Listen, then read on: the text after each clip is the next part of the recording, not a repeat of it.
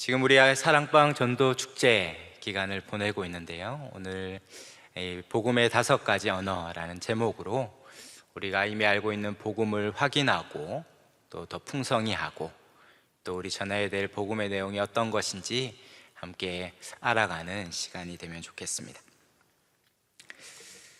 어떻게 지난 한 주간 누구에게 복음을 전하신 적이 있으십니까? 복음을 전하실 때 어떻게 복음을 전하십니까? 교회 꼭 오셔야 됩니다. 예수님 믿으셔야 합니다. 교회 오면 너무 좋습니다. 예수 믿으면 너무 좋아요. 이렇게 전할 수 있겠죠? 그러면 예수를 믿으면 뭐가 그렇게 좋습니까? 이렇게 되물을 때 혹시 어떻게 대답하십니까? 교회 가면 뭐가 좋습니까? 예수 믿으면 뭐가 좋습니까? 그러면 뭐라고 대답하십니까? 아무튼 좋아요. 이렇게 얘기해요. 아무튼 하여튼 좋습니다. 하여튼 와보면 압니다. 와보면 이렇게 하거나 아니면 저희 사랑방이 너무 좋습니다. 좋은 사람들이 너무 많습니다. 아니면 저희 사랑방에는 매주 정말 맛있는 식사를 나눕니다. 여러 가지로 이야기할 수 있습니다. 막상 예수를 믿으면 뭐가 좋습니까? 이렇게 물으면 우리가 순간 당황하고 또 머뭇거릴 수 있습니다. 그러므로 오늘 이 시간 이미 우리가 알고 있지만 왜 예수를 믿어야 하는지, 예수를 믿으면 무엇이 좋은지 우리가 한번 같이 살펴보려고 합니다. 그래서 우리가 아는 내용을 분명히 하고 또 전해야 될 복음이 무엇인지를 함께 정리하는 시간이 되면 좋겠습니다.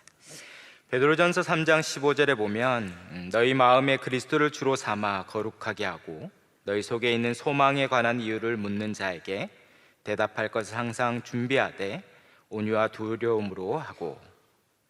성경은 우리에게 소망에 관한 이유를 묻는 자에게 대답할 것을 준비하라 이렇게 이야기하고 있습니다. 예수를 왜 믿어야 하는지, 예수를 믿으면 무엇이 좋은지, 그 믿어야 되는 이유, 그 대답할 것을 준비하라라고 말씀하고 있습니다. 그러므로 기독교는 대답할 것이 있는 것이죠. 왜 믿어야 하는지, 왜 믿지 않으면 안 되는지 그것에 대한 대답할 것들이 분명히 있습니다. 20세기의 복음주의를 대표하는 인물 중에 한 사람이 제임스 패커라는 신학자는 기독교의 기본 진리라는 자신의 책에서 이 기독교는 본능적이지도 않으며 아무 노력 없이 우연히 선택할 수 있는 신앙이 아니다. 기독교는 배워야 하며 따라서 가르침이 필요하다 이렇게 이야기했습니다. 기독교는 본능적인 종교가 아니라는 것이죠. 그러므로 기독교는 배워야 하고 들어야 합니다. 우리가 잘 아는 로마서 10장 17절에 있는 것처럼 이 믿음은 들음에서 나고 바로 그리스도의 말씀을 들음으로 믿음이 생기는 것입니다. 그러면 2000년 기독교 역사상 끊임없이 우리가 무엇을 믿는지 그 믿음의 내용, 그리고 우리가 전해야 될 복음의 내용들을 정리해 왔습니다. 그래서 그것들을 정리한 것이 우리가 매 예배 시간마다 고백하는 사도신경과 같은 것이요, 사도신경 위에도 여러 가지 신경과 신조를 만들어서 우리의 믿음의 내용이 무엇인지를 정리했습니다. 그리고 그것을 더 풍성하게 알고 배우기 위해서 많은 신앙 고백서들을 만들었습니다. 우리가 속한 교단의 신앙 고백서가 웨스트민스터 신앙 고백서인데요, 그 믿음의 내용들, 신앙의 내용들을 정리해서 끊임없이 배우고 가르쳐 왔습니다. 그리고 그것을 잘 가르치기 위해서 이 문답서들을 만들었죠. 그래서 소교리 문답, 대교리 문답과 같은 그 어린 자녀들과 청소년들을 위해서 소교리 문답으로 말씀을 가르치고 또 주고받고, 또 장년들을 위해서 이 대교리 문답을 통해 이 믿음의 내용들을 가르쳐 왔던 것입니다. 우리가 알아야 될, 믿어야 될 내용들이 분명히 있는 것입니다. 오늘 우리가 읽었던 본문도 바로 예수님께 이 소망에 관한 이유를 묻는 한 사람이 찾아오는 곳으로 시작하죠. 우리가 잘 아는 이 니고데모라는 인물이 예수님께 찾아와서 소망에 관한 이유, 우리가 왜 믿어야 되는지를 물을 때 예수님은 아주 분명하면서도 부드럽게 그 믿음의 내용이 무엇인지를 이야기해 주고 있습니다. 바로 예수님과 이 니고데모 두 사람의 대화를 통해서 우리의 믿음의 내용이 무엇인지, 우리가 알아야 될 이 기독교의 핵심 진리가 무엇인지를 가르쳐 주고 있습니다. 그래서 그것을 오늘 이 짧은 시간에 우리가 5가지 복음의 언어로 같이 나누려고 합니다. 한번 오늘 이 시간 어쩌면 이 복음을 아직 믿지 않는 분이 여기 계실 수 있는데요, 한 3분 정도 계신 것 같은데 오늘 이 복음을 듣고 믿고 구원을 얻는 은혜가 있으시기를 바랍니다. 또한 믿지만 내가 믿는 믿음의 내용이 무엇인지 정확하게 정리 안 되신 분이 계시다면 한번 오늘 말씀을 통해서 우리가 믿는 이 복음의 내용이 무엇인지를 정리하고, 더 나아가서 이제 우리가 전해야 될 텐데 우리가 전해야 될 이 복음이 어떤 것인지를 한번 분명하게 정리하는 시간이 되시기를 바랍니다. 이 세상에 예수님이 오셨습니다. 이 땅에 예수님이 오자 그 파장이 엄청났습니다. 없던 일들이 생긴 것이죠. 요한복음 2장에 있듯이 이 물이 포도주로 바뀌는 것처럼 이 맹물같이 맹숭맹숭한 인생들에게 예수님이 찾아오자 포도주같이 빛깔나는 인생으로, 전혀 다른 인생으로 펼쳐지는 것입니다. 세상에 없던 일이 일어나는 것이죠. 한 사람이 예수님을 만나자 그 인생이 완전히 뒤바뀌는 것입니다. 전혀 기뻐할 상황이 아닌데 기뻐하고, 그 낙심과 절망 가운데 있어야 되는데 소망을 얻고, 자기의 모든 것들을 내어 나누고 베풀기 시작하는 것입니다. 어느 책에 보니까 어느 로마 귀족의 죽음이라는 책이었는데요, 1세기 그리스도인에 관한 책이었습니다. 거기에 보면 이 요한계시록 2장에 나오는 이 버가모에 있는 이 순교자 안디바라는 이 한 인물에 관한 이 가상적인 내용이었는데요, 이 안디바가 원래는 믿지 않았는데 어떻게 그 1세기에 예수를 믿게 되면서 순교자까지 되게 됐는가. 그 당시에 철저하게 계급사회였는데, 그런데 그 존경받는 한 귀족이 자기의 것을 내어놓고, 자기의 집을 내어놓고, 그리고 가장 하층에 있는 사람에게 자기의 명예와 자기의 신분과 상관없이 그를 한 형제로 여기고, 절대 귀족은 낮은 계급뿐만 아니라 그 노예와 같이 앉아서 식탁을 나눈다는 것은 상상할 수 없는 시대에 그런 일들을 지켜보면서 이 버가모라는 한 인물이 예수를 믿게 되고 결국 순교자까지 되는 이야기를 가상으로 풀어놓고 있습니다. 그런 일들을 보면서 충격을 받는 거죠. 어떻게 그럴 수 있는가? 어떻게 그렇게 살 수 있는가? 전혀 이 세상과 상관없는 저 세상에 살아가는 사람처럼 살아가니 그들에게 묻는 것이죠. 어떻게 그럴 수 있는가? 그들에게 소망에 관한 이유를 묻는 것입니다. 바로 니고데모가 그렇게 소망에 관한 이유를 묻고자 예수님께 찾아왔습니다. 그는 오늘 읽진 않았지만 3장 1절에 보면 그는 바리새인이었던 것 같고 또 유대인의 지도자라고 소개하고 있습니다. 그리고 10절에 보면 이스라엘의 선생이다 이렇게 이야기하고 있죠. 아마 그는 높은 신분을 가진 귀족이자 아주 많이 배웠던 인물이었던 것 같습니다. 그렇기 때문에 아마 그는 예수님과 이 대화 가운데 아주 높은 수준의 이 대화를 나눌 수 있었던 것 같고, 그렇기 때문에 이를 통해서 우리에게는 이 복음이 어떤 건지를 더 잘 이해할 수 있는 통로가 되었던 것 같습니다. 그는 아무리 생각해도 자기가 배운 지식과 자기가 살아왔던 경험, 그것으로도 설명될 수 없는 일들이 이 예수님을 통해 일어나는 것을 보고 그 밤중에 찾아와서 물은 것이죠. 당신은 누구인가? 또 당신은 가져온 이 새로운 일들이 무엇인가를 묻고 싶었던 것 같습니다. 3장 2절에 보면 예수님을 향하여 이렇게 말합니다. 당신은 하나님께로부터 오신 선생입니다. 그러므로 당신은 하나님께로 왔기 때문에 결론적으로 그가 알고 싶었던 것은 하나님께로 왔다면 하나님께로 갈 수 있는 길도 알지 않겠습니까? 그럼 어떻게 하나님께로 갈 수 있습니까? 또 하나님 계신 그 나라에 어떻게 들어갈 수 있습니까? 이걸 아마 묻고 싶었던 것 같습니다. 아마 예수님도 그의 그 마음의 중심을 꿰뚫어 보고 3절에 예수님이 대답하고 있습니다. 요한복음 3장 3절에 예수께서 대답하여 이르시되 진실로 진실로 내게 이르노니 사람이 거듭나지 아니하면 하나님의 나라를 볼 수 없느니라. 결국 그가 묻고 싶었고, 그래서 예수님이 대답했던 그 핵심은 거듭나야 된다. 바로 거듭나야, 다시 태어나야 하나님 나라에 들어갈 수 있다라고 말합니다. 그리고 그것은 5절에 바로 물과 성령으로 거듭나는 것이죠.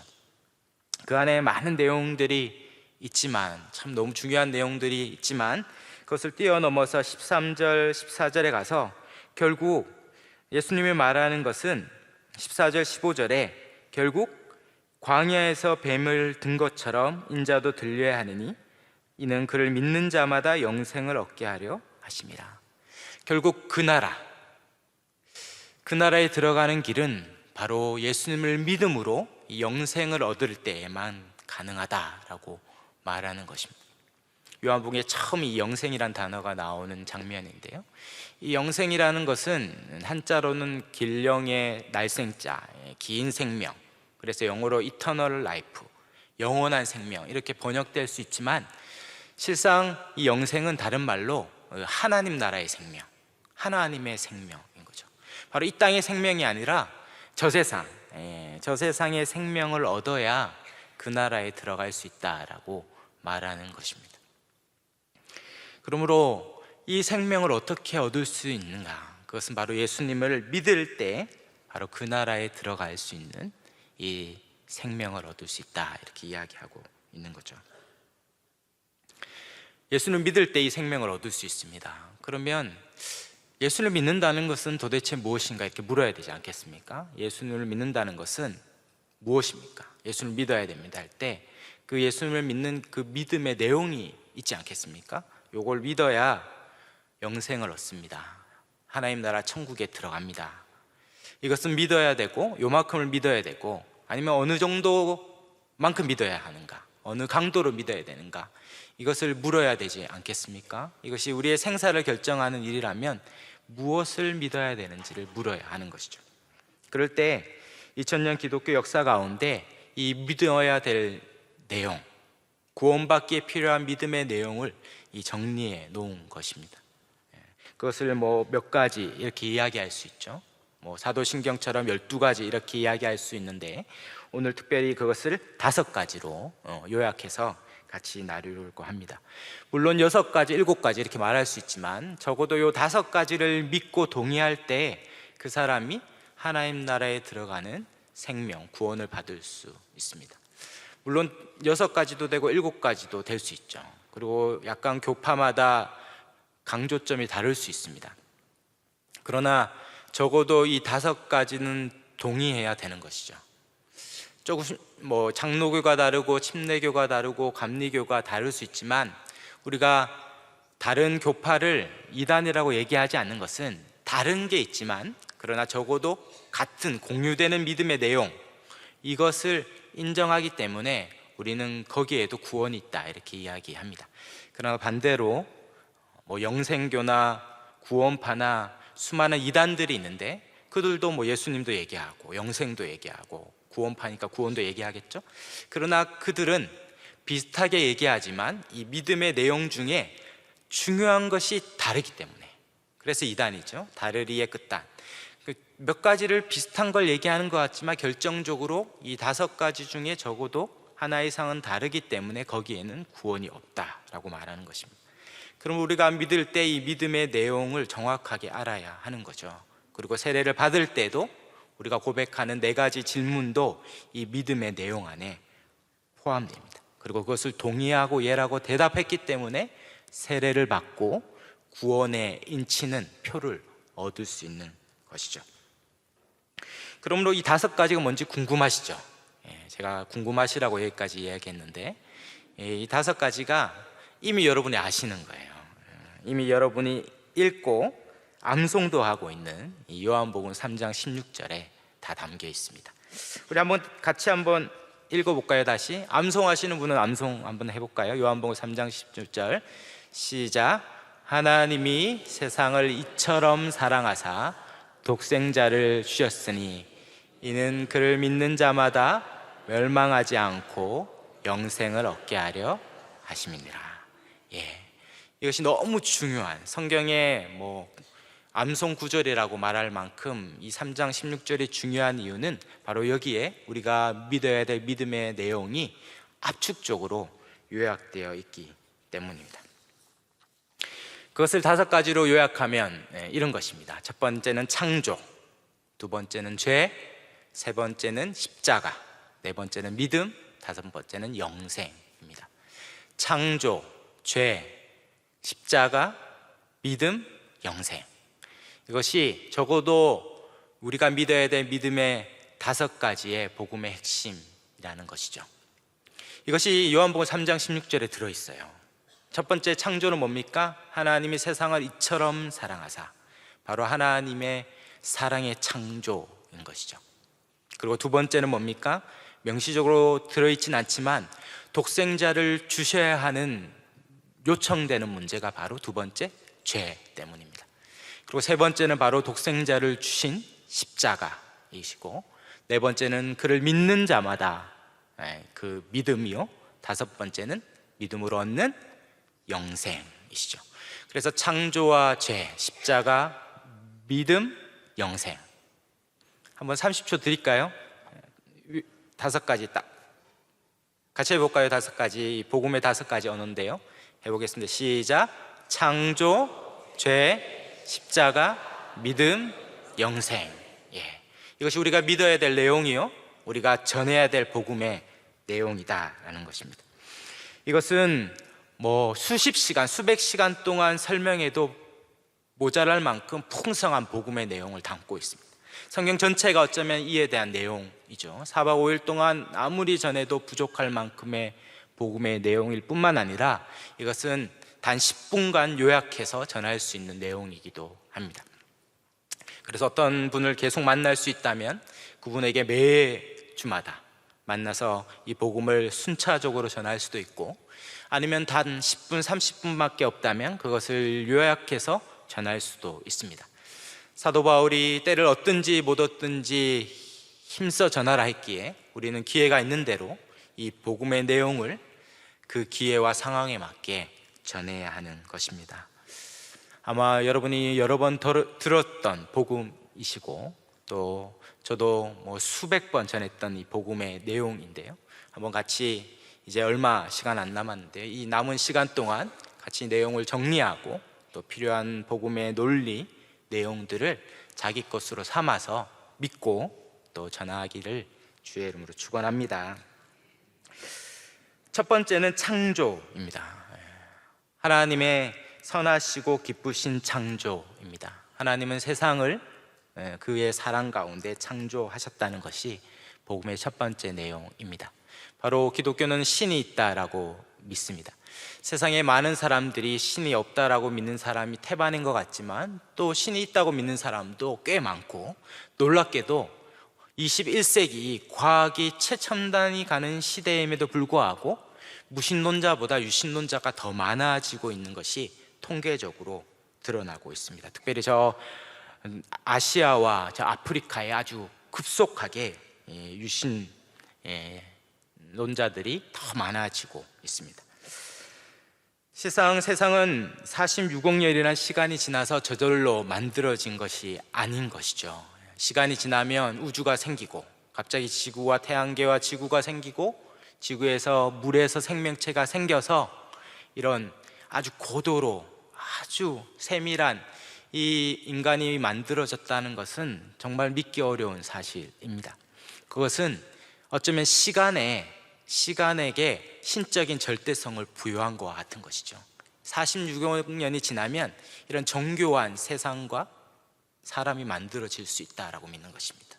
여기서 우주선을 쏘아 올라서 수년이 지나서 정확하게 화성에 우주선을 보낼 수 있는 이유는 이 온 우주가 완벽하게 통제된 정교하게 구성되어 있기 때문에 그 단 하나의 오차도 없이 정확하게 보낼 수 있는 이유는 이 전체가 완벽하게 통제되어 있기 때문에 그렇죠. 그것이 다 우연히 생겼다라고 말하기에는 너무 많은 확률인 것입니다.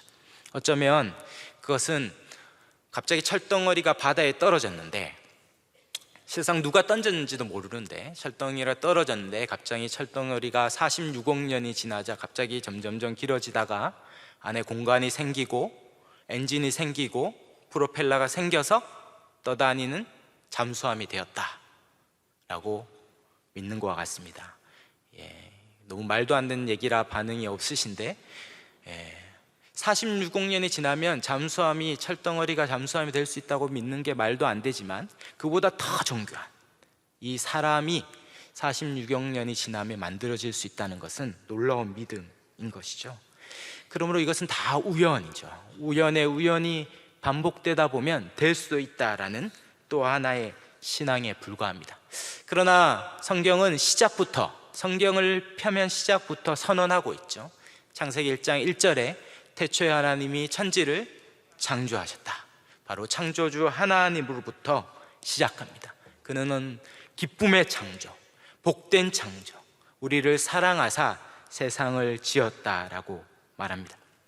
임신한 산모가 10달 동안 아기가 태어나기 전에 잘 준비하여 거기에 아기가 태어나면 두듯이, 그 가장 안전하고 가장 복된 곳에 두듯이 하나님이 6일 동안 세상을 창조하시고 사람을 두어 아주 복되게 살게 하신 것입니다. 왜 부모는 자식을 놓을까요? 왜 자식을 놓으십니까? 많은 경우 노후 대책 때문에 놓으시는 분들이 있는데, 이렇게 잘 키워가지고 노후를 준비하시는데 어려울 겁니다. 너무 쉽지 않은 길인 거예요. 차라리 그 아이에게 드리는 에너지와 투자할 돈을 잘 저축하시면 아마 빌딩을 사고도 남으실 텐데, 왜 우리가 그렇게 자식을 놓고 자식에게 모든 것을 쏟아 놓냐면 사랑 때문이죠. 바로 그 사랑 때문입니다. 어떤 사람은 자식을 놓고 2살 때 평생 해야 될 효도를 다 했다, 이런 얘기를 합니다. 왜냐하면 2살 때 있는 그 아기, 실상 돈 벌어오지도 못하고 부모를 위해 하는 게 아무것도 없어요. 그러나 그 2살 때 그 아기가 주는 그 행복감, 그것은 세상을 다 얻은 것보다 더 기쁜 것이죠. 하나님이 세상을 지으신 이유는 사람을 지어 뭔가를 해내는 것이 아니라 그 존재 자체가 기쁨이요, 그 기쁨의 교제를 누리는 것입니다. 삼위 하나님이 창세전부터 사랑으로 함께 하셨다면 그 사랑이 흘러 그 사랑의 창조와 사람을 짓고 그 사랑과 함께 사랑의 교제를 누리길 원하시는 것, 그것이 창조의 목적이자 우리에게 주신 복의 핵심입니다. 그런데 놀랍게도 우리를 사랑하신 분이 계시다, 우리를 지으신 분이 계시다, 우리를 돌보고 지키고 인도하는 좋으신 하늘 아버지가 계시다라는 것을 아무리 전해도 세상의 대부분의 사람들이 모르는 것, 우리나라의 4천만이 모르고 전 세계 65억이라면 50억이 모르는 이 이유는 무엇입니까? 오히려 그것을 알려주면 싫어하고 거부하고 대적하고 외면하는 이유는, 성경은 그것이 죄 때문이다 라는 것이죠. 그러므로 복음의 두 번째 언어는 죄입니다. 죄는 무엇입니까? 죄는 폭행하고 살인하고 도둑질하는 그런 사법적인 죄도 죄지만, 성경이 말하는 죄는 그런 갖가지 범죄를 가져오는 원천이 되는 죄가 있다라는 거죠. 바로 하나님을 떠난 인간이 하나님의 말씀에 불순종함으로 자기가 하나님처럼 되어 마음껏 살아감으로 짓는 그 갖가지 죄로 드러나는 것입니다. 그러므로 기독교는 사람이 날 때부터 아담 이후의 모든 자는 죄 가운데 태어난다라는 성학설을 믿는 것이죠. 사랑하는 여러분, 이 바닷가에 가면 이 빵개가 있지 않습니까? 빵개, 옆으로 걸어가는 빵개. 이 빵개가 왜 옆으로 걸어가는지 아십니까? 발이 많아서 그럴까요? 근데 발이 더 많은 이 지네는 앞으로 잘 기어가던데 왜 옆으로 개가 걷습니까? 제가 이 해양 생물학적 지식이 있는데, 빵개가 옆으로 걷는 이유는 빵개로 태어났기 때문에 그렇습니다. 그는 아무리 앞으로 걸으려고 해도 그렇게 태어났기 때문에 옆으로 걸어요. 사람이 왜 죄를 짓습니까? 아기가 이렇게 태어나면 애에게 뭐 죄를 가르친 적도 없는데, 그 애가 태어났는데 놀랍게도 아주 천사같이 보이지만 천사 같은 죄인이죠. 죄인. 그가 어리고 힘이 없고 나약해서 아무것도 못하는 것 같지만, 그가 점점 크면서 수많은 것들을 배우고 무장하면서 그는 아주 놀라운 죄의 능력을 발휘하기 시작합니다. 동생이 태어나면 동생이 태어나기 전에 그렇게 사랑하고 아껴주라고 아무리 교육해도 동생이 태어나는 순간 동생이 자기의 사랑을 빼앗고 관심을 빼앗는다는 것을 본능적으로 아는 순간 해코지를 합니다. 막 침대에서 뛰어내려 밟고 짓밟고 이기고 꼬집고, 뭐 저희 집 얘기는 아닌데 뭐 그렇게 되는 거예요. 뭐 우리 집 얘기, 저희 집 얘기만은 아니지 않습니까? 그래서 어거스틴은 사람은 날 때부터 자기에게로 굽은 죄인이다, 이렇게 얘기해요. 자기로 굽는. 팔이 이렇게 안으로 굽지 밖으로 한번 굽을 수 있습니까? 팔이 밖으로 못 굽듯이 모든 사람은 다 자기에게로 굽은 채로 태어난다, 이렇게 얘기했죠. 그것이 바로 죄의 핵심, 자기 중심성이죠. 자기를 위하여 욕심껏 살아갑니다. 어릴 때는 그렇게 막 대놓고 하지만 크면서는 그렇게 하면 사람들이 싫어하니까 대놓고는 안 하죠. 그렇게 교양을 배우고 또 법적인 테두리 안에서 자기를 위해 욕심껏 살아가는 법을 배우는 거죠. 그래서 도둑질을 하면 죄인이지만, 그러나 합법적인 틀 안에서 수천억을 횡령해도 죄가 아닌 길을 찾아서 끊임없이 가는 것이 바로 죄인의 특징입니다. 그래서 로이드 존스 목사님은 정말 죄인이 어떤 존재인가를 알기 위해서는 저 감옥이나 유치장에 가지 말고 세상에서 가장 이타적인 선행을 행하는 그 사람의 마음을 보라는 거예요. 정말 이타적으로 모든 사람의 칭송을 얻는 그 착한 일을 하는 그 가운데 있는 그 사람의 마음이 얼마나 자기를 위하여, 자기의 공명심을 위하여 하는 그 추하고 더러운가를 안다면 가장 놀라운 선행 안에 있는 우리의 죄의 깊이를 볼 수 있다라고 했습니다. 그렇게 성경은 아담이 하나님을 불순종한 이후에 죄 가운데 자기 마음껏 욕심껏, 그러므로 하나님을 떠난 것이 죄의 핵심입니다. 물 밖에 나온 물고기처럼 실상 정말 물 안에 살도록 창조되었는데, 그가 어느 날 이 가을날 이 산들거리는 가을바람과 따스한 햇볕을 막기 위해서 나는 왜 맨날 물 안에 처박혀 있어야 하는가, 그러면서 물 밖에 발부둥쳐 나오면 실상 자기가 원하는 것들을 누리고 자유로울 것 같지만 그렇게 서서히 죽어가다가 죽는 것이죠.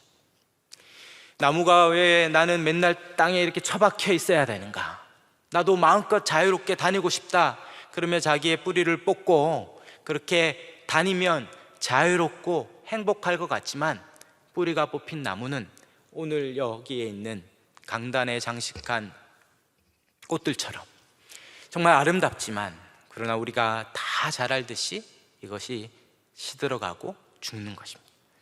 여기 수많은 조치들을 취할 수 있죠. 물을 뿌리고 영양제를 주고 정말 아름답게 꾸며도 이것이 죽어가는 것을 막을 수 없는 것입니다. 우리의 인생의 죽음을 막기 위해 수만 가지 조치를 취하여도 정말 하나님을 떠나서 정말 그럴싸하게 살아가려고 아무리 발버둥을 쳐도 그들의 죽음의 그 그림자를 지울 수가 없는 것이죠. 물고기가 물 안에 있을 때 가장 자유롭고 땅에 뿌리를 내릴 때 나무가 가장 부요하듯이, 인생은 하나님 안에 거할 때야만이 그 인생의 참다운 행복과 생명을 찾는 것입니다.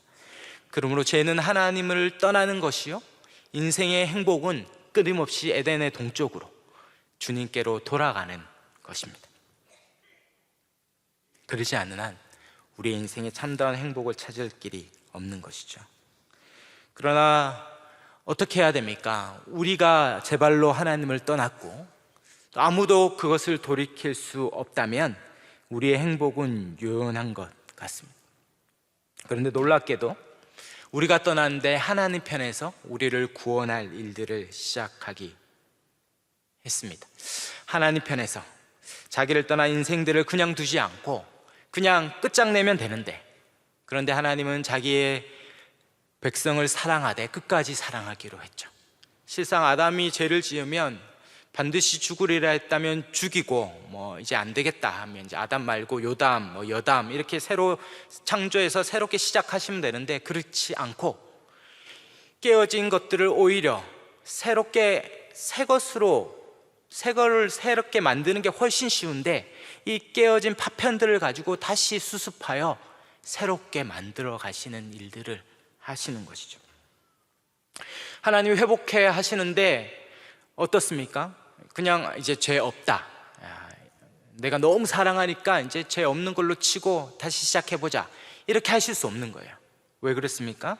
하나님이 죄는 곧 죽음이다, 반드시 죽으리라 했다면 그는 그의 말씀대로 신실하게 그 죄값을 치르는 공의의 하나님이 되셔야 되는 거죠. 우리를 사랑하되 끝까지 사랑할 뿐만 아니라 죄에 대해서 반드시 심판하셔야 하는 것입니다. 만약에 그렇게 하지 않고 이번만 그냥 용서해 줄게, 덮어줄게, 이렇게 덮으면 그게 훨씬 좋을 것 같지만 어떻게 되는 것입니까? 하나님이 번복하시는 거죠. 죄는 곧 죽음이다, 반드시 죽으려 했는데 안 죽이고 그냥 없는 걸로 치면 번복하시는 거라면 무엇도 번복하실 수 있겠습니까? 내가 끝까지 너를 사랑하겠다는 말도 번복할 수 있는 거예요. 그러므로 사랑하되 끝까지 사랑하실 뿐만 아니라 신실하신 하나님은 죄에 대해서 반드시 심판하셔야 하는 것이죠. 끝까지 사랑할 뿐만 아니라 죄에 대해 심판하는 이 딜레마처럼 보이는 이 일들을 해결한 것이 바로 복음의 세 번째 언어인 십자가입니다. 십자가는 무엇입니까? 사람이 죄를 지었기에 사람이 죄값을 치러야 하는 거죠. 그런데 이 세상의 모든 사람은 다 아담 이후에 다 자기 뜻 때문에 심판받아 죽는 것이죠. 그러면 모든 사람이 죽기 때문에 모든 사람이 죄인인 것이 드러나는 것이죠. 그러므로 여기서 이 세상에 누가 누구를 대신하여 죽을 길이 없는 것입니다. 다 늪에 빠져 있는 것이죠. 철로역정에 보니까 그 천성을 향하여 가는 그 크리스찬 주인공이 첫 번째 도착한 것이 절망의 수렁이에요. 수렁. 아슬아슬하게 다 절망하지 않으려고 그 길을 걷지만 다 빠져서 늪에 빠져가는 것입니다. 근데 다 늪에 빠져 있어요. 그러므로 어떻습니까? 내가 옆 사람을 구해주려고 하면 할수록 늪에 더 깊이 빠져가는 것이죠. 다 늪에 빠졌기 때문에 서로 구원할 길이 없기 때문에 외부로부터 생명줄이 와야 되는 것이죠. 그래서 하나님 편에서 이 세상에 구원할 길이 전무하기 때문에 하나님 편에서 자기 아들을 이 땅에 보내어 대신 죽게 함으로 그 죄값을 치는 것입니다. 그러므로 그는 아담의 후손이 아니라 동정녀의 후손, 성령으로 잉태하여 이 땅에 죄 없이 오셨고, 그는 한평생 죄 없이 살다가 죄 없이 십자가에 죽었습니다. 그가 한평생 죄가 없으신 것을 어떻게 알 수 있습니까? 그가 40일 금식 가운데 시험 당할 때, 아담은 어떻습니까? 첫 아담은 최상의 조건에서 다 먹을 수 있는데 하나를 먹지 말라는 계명을 못 지키고 죄를 범했다면, 예수님은 40일 금식하여 먹을 것이 전무한 가운데 돌덩이를 떡덩이로 만들 수 있는 능력조차 있으신 그분께서 그 시험을 이기사 그가 죄 없으심을 드러내신 것입니다. 그러므로 그는 죄 없이 오셨다가 최악의 상황에서도 죄를 짓지 않는 죄 없인 분으로 사시다가 그렇게 십자가에 죄 없이 죽으셨죠. 우리는 다 자기 죄 때문에 죽는 거라면 예수님의 십자가에 죽으실 때 그러면 그는 자기 죄가 아니라 누구 죄 때문에 죽으신 겁니까? 저와 여러분의 죄 때문에 죽으신 것입니다. 우리가 잘 아는 마가복음 10장 45절에 예수님이 친히 자기의 죽음이 어떤 의미인지를 설명하고 있는 거죠. 나는 많은 자들의 죄를 대속하기 위하여 왔노라. 그러므로 그의 죽음은 바로 우리의 죄를 대속하는 죽음이요, 우리의 죄값을 대신 지고 죄값을 치러 형벌받은 죽음, 그래 그의 죽음을 십자가에 달려 대속하신, 형벌당한 죽음이다라고 말하는 것입니다. 그러므로 우리는 그 예수 그리스도가 십자가에 우리의 죄를 대신하여 형벌받아 죽음으로 구원을 받는 길이 열렸습니다. 근데 사랑하는 여러분, 그것이 2000년 전에 일어난 일인데 그것이 도대체 우리와 무슨 상관이 있는 것입니까? 저 가보지도 않은 그 땅에 2000년 전에 한 청년이 죽었는데 그것이 우리와 무슨 상관이 있습니까? 그 혜택을 우리에게 받으려면 어떻게 해야 합니까? 그것이 바로 네 번째 복음의 언어인 믿음이죠. 믿음이란 무엇입니까? 바로 2000년 전에 한 청년이 십자가에 죽었는데 그것이 그냥 죽음이 아니라 바로 저와 우리 모든 죄를 대신하여 죽은 것이라고 인정하고 받아들일 때 그 믿음의 다리를 건너서 예수님의 십자가의 죽음의 모든 효력이 다 우리에게 와서 그 혜택을 받는 것입니다. 그것을 믿음이라고 하죠. 그것을 다른 말로 대표성 교리라고 합니다. 대표성인데요, 바로 예수님이 우리를 위해 죽었는데 그가 우리를 대표하여 죽었기 때문에 우리가 믿을 때 그 모든 효력을 받는다는 것이죠. 그것은 우리가 처음 죄인이 되었을 때와 똑같은 것입니다. 실상 우리가 선악과를 먹지 않았죠. 지가 먹었죠. 아담이 먹었어요. 그런데 왜 우리가 죄인이라고 불립니까? 바로 아담이 우리의 대표이기 때문에 그렇습니다.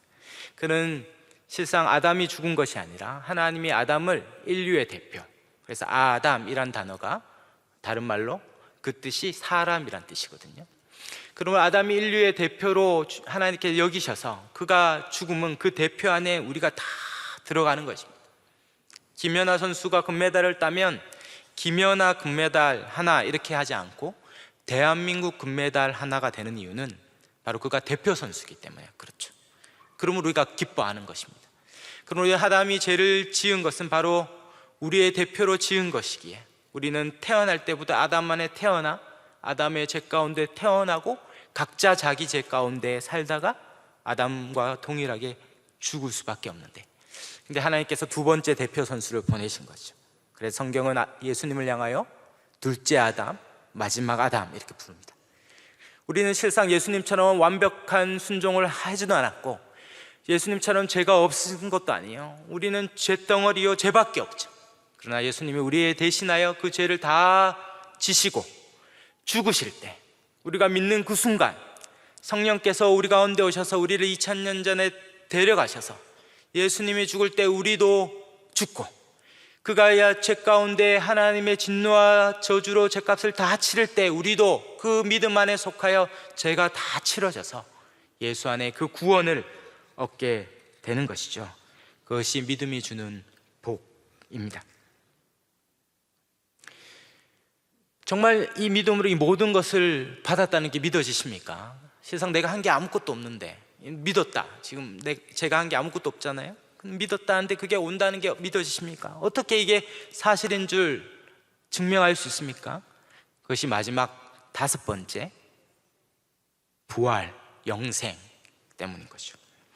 이 예수님의 부활, 이 영생은 예수님의 부활을 이야기하는데 예수님의 부활은 이 모든 복음의 내용을 증명하는 사건입니다. 예수님이 실제로 부활하셨죠. 많은 사람들이 예수님의 부활을 없다라고 공격했지만 2000년 동안 결정적으로 그것을 증명한 사건이었죠. 예수님의 시신을 아무리 찾아도 아직도 예수님의 시신을 못 찾았어요. 왜 못 찾았습니까? 예수님은 부활하여 승천하셨기 때문이죠.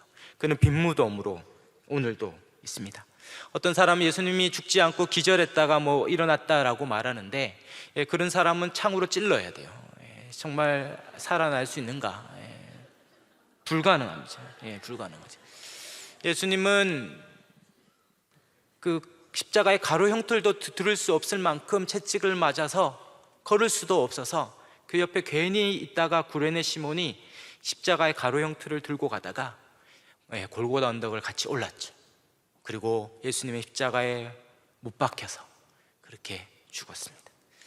고대에 건강한 사람 72시간이나 십자가에 매달린 경우도 있다는 기록이 있지만 예수님은 너무 많이 피를 흘리셨기 때문에 예수님은 그 십자가상에서 곧 돌아가셨고 너무 일찍 돌아가신 것 같아서 안식일이 앞두고 있었기 때문에 그것을 확인 사살하기 위해서 창으로 옆구리에 찔렀습니다.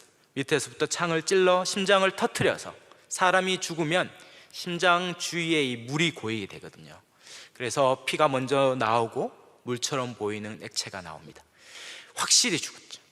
죽이기 선수 아니겠습니까? 로마 병사들이 얼마나 많은 사람을 죽였겠습니까? 그러므로 예수님은 분명히 죽은 게 확실하고, 그리고 무덤에 앉히고, 예수님은 생전에 자신이 부활을 끊임없이 얘기했기 때문에 이 제사장과 종교 지도자들이, 제자들이 시신을 훔쳐가고 그래서 부활했다고 거짓말할 수 있기 때문에 그것을 지켜야 된다 해서 로마의 인장으로 봉인하고 병사들까지 세웠습니다.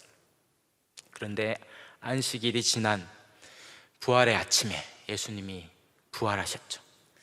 예수님의 부활은 착각이나 모를 수 없는 거예요.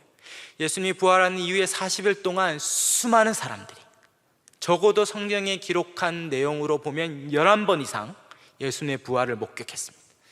여인들, 마리아, 베드로, 10제자, 도마를 포함한 11제자, 엠마오로 가는 2제자, 디베라 바닷가에서 예수님을 보았고 조반을 같이 먹었고, 예수님이 승천할 때 수백의 형제들이 봤고, 고린도전서 15장에는 일시에 500명이 보았습니다. 그것은 환상이 아니죠. 실제로 예수님이 손과 발의 못자국을 보았던, 예수님은 실제로 부활하신 거죠. 그리고 그것을 전했습니다. 만약 제자들이 그것을 훔쳤다면 거짓말을 했겠죠. 그가 거짓말을 한 이유는 뭔가 거짓말함으로 혜택이 돌아와야 되지 않겠습니까? 그러나 그들이 예수님을 부활했다고 거짓말을 해놓고 얻는 것은 다 핍박과 순교였습니다. 수많은 이단의 사람들이 자기가 부활한 메시아다라고 주장하면서 돈과 여자를 막 쌓는, 그가 메시아 아님을 드러내는 것이죠. 근데 예수님의 부활을 얘기했던 모든 제자들은 하나같이 죽어갔습니다. 톱으로 켜고 창에 찔리고 돌에 맞고, 베드로는 거꾸로 십자가에 못 박혀 죽었죠. 왜 그랬습니까? 예수님이 진짜 부활하셨기 때문이죠. 예수님이 부활하신 것을 부인할 수 없는 것입니다. 그래서 예수님의 부활을 증거하다가 죽음을 마다하지 않은 것이죠. 순교자들이란 책에 나오는 일화인데요, 제가 이것을 이야기할 때마다 가슴이 뜨거워지는데, 그렇게 수많은 사람들 죽어갔어요. 그리고 로마 병사가 한 아들과 아버지와 아들을 붙잡았죠. 그리고 계속 예수를 믿겠다 하면 죽여버리겠다. 그런데 네가 보는 앞에서 네 아들을 죽여버리고 그리고 너도 죽이겠다, 이렇게 위협하는 것입니다. 그때 어떻습니까? 저도 아들 셋 있는데 쉽지 않겠다 이런 생각이 듭니다. 어쩌면 우리 믿음의 선배 베드로처럼 3번 부인하고 그다음에 벨소리 3번 울리면 회개하고 이렇게 돌이키고 이럴 수 있겠는데, 근데 그 아버지는 그 순간 부인을 못하는 거예요. 왜냐하면 죽으면 곧 부활하신 주님을 만날 텐데, 두 팔 별러 자기를 맞이할 주님이 곧 만날 텐데, 이 잠깐이 무섭다고 그것을 저버릴 수 없는 것입니다. 그래서 아들에게 말하는 거죠. 아들아, 괜찮아, 무섭지, 괜찮아. 그러나 아프지만 금방 눈 감았다 뜨면 우리의 부활하신 주님이 우리를 맞아 주실 거야. 그렇게 위로하고 자기 아들이 죽는 것을 보고 자기도 죽는 것입니다. 왜 그랬습니까? 부활이 진짜이기 때문이죠. 우리가 오늘도 먹었던 예수의 살과 피를 먹고 마심으로 우리의 온몸에 예수의 생명이 돌아다니고 약동하고 있는데, 어찌 그 몇 가지 것 때문에 예수를 부인하고 팔아버리고 예수님이 없는 것처럼 살겠습니까? 예수님이 부활한 게 진짜라면 그분을 믿음으로 구원을 얻는 것도 진짜겠죠. 그분이 우리의 죄를 위하여 죽으신 사실도 진짜일 것입니다. 예수님 믿지 않으면 죄 가운데 멸망당한다는 것도 진짜일 것이요, 예수님은 성부 하나님과 함께 이 세상을 창조한 것도 진짜일 것이죠. 그러므로 부활이 우리의 창조와 죄와 십자가의 구원과 믿음과 부활, 이 영생을 확증하는 일이 됩니다. 사랑하는 여러분, 이 복음을 믿으십니까? 정말 믿으십니까? 제가 이거 한번 세례교육 때 복음을 다 전하고 한 5번 정도 이렇게 믿으십니까 얘기하니까 짜증을 내시더라고요. 왜 믿는데 목사님 자꾸 그러시냐고. 믿는다 해놓고 안 믿는 사람이 너무 많더라고요. 믿으셔야 합니다. 이것을 꼭 믿어요. 그리고 더 믿고 더 알아야 되죠.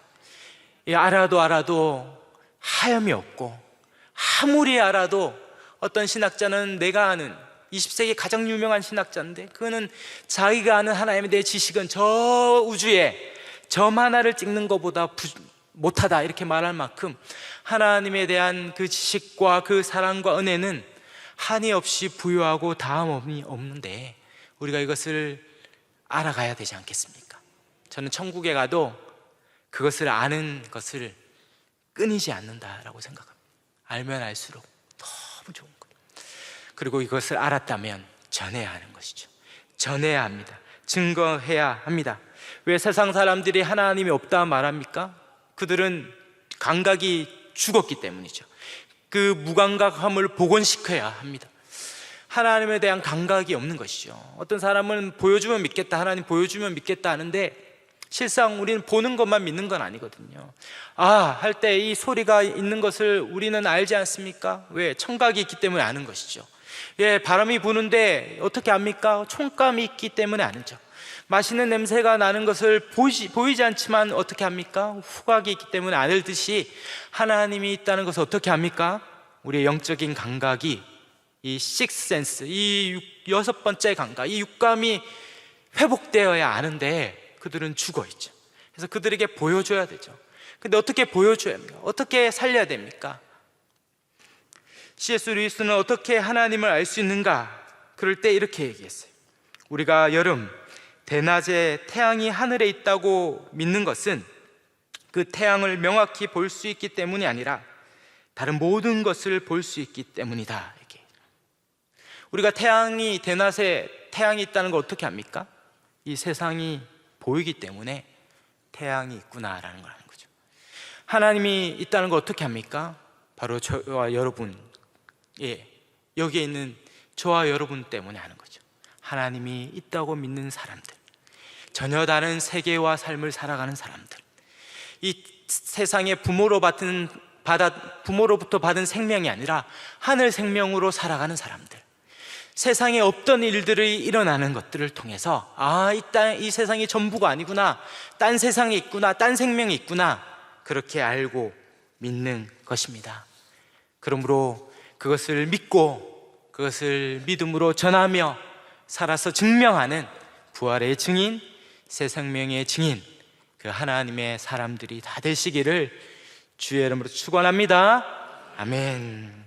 오늘 이 말씀 한번 의자에 한번 같이 기도하고, 많은 시간이 아니지만 기도하고 마쳤으면 좋겠습니다. 니고데모는 오던 이 구원의 비밀을 알기 위해 예수님에게 찾아왔죠.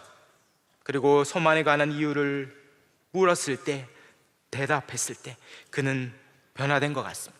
사랑하는 여러분, 이 복음을 들어 이 생명을 받으셨습니까? 더 누리기를 기도합시다.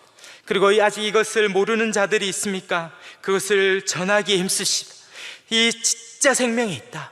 이 세상이 전부가 아니라 욕심껏 살아가지만 이 세상의 진짜 행복이 아니라, 이 진짜 행복이 아니라 여기에 진짜 생명, 진짜 행복, 진짜 세계가 있다고 전하며 증거하여 소망에 관한 이유를 묻는 자에게 머뭇거리지 않고 겸손하지만 확신 있게 담대하게 믿음으로 전하며 증거하여 이 사랑방 축제 기간에 우리가 복음을 전하며 사는 우리 모두가 되게 해달라고, 우리 한번 살아계신 주님 간절히 찾고 우리 통성으로 기도하시다가 자유롭게 돌아가겠습니다. 주님 찾고 기도합니다.